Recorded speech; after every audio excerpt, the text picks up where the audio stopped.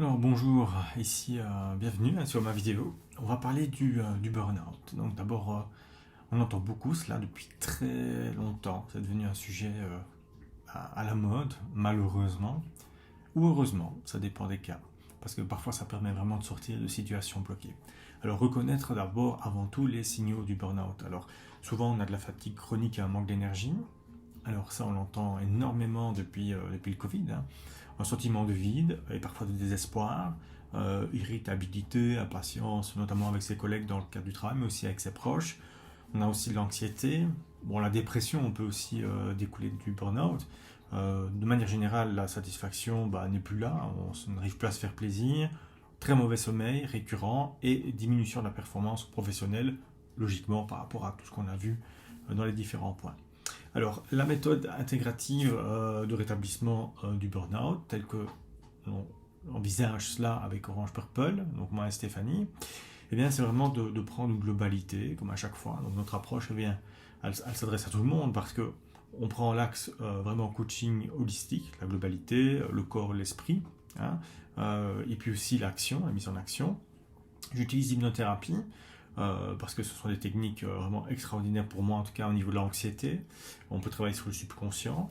La gestion émotionnelle, alors là c'est vraiment peut-être le plus gros socle que l'on travaille pour avoir des stratégies, la méditation, la pleine confiance, et ici par exemple des techniques de relaxation guidée, pleine conscience, pleine confiance et pleine conscience. Les deux existent, j'utilise les deux parce que la pleine confiance c'est ce qui vous donne vraiment la totale vraiment, on va dire, énergie pour reprendre votre vie en main. La pleine conscience, ça passe par vraiment le corporel, le soin et tous ces corps aussi. Ce qui est important aussi, c'est la gestion émotionnelle, mais de manière concrète avec des outils pour voir à quel moment on est censé gérer la tristesse, la colère, pourquoi, d'où ça vient. C'est vraiment un gros travail. On fait de la PNL aussi pour reprogrammer, donc c'est-à-dire on utilise en fait comme j'appelle ça la plasticité du cerveau pour remodeler des schémas de pensée négative en pensée plutôt positif ici, et c'est super important parce que la façon dont on va percevoir la réalité, eh bien, ça va déterminer absolument tout. Donc on essaye de reprogrammer et au bout honnêtement d'un an, on peut avoir un changement extraordinaire à ce niveau-là si on s'accroche bien.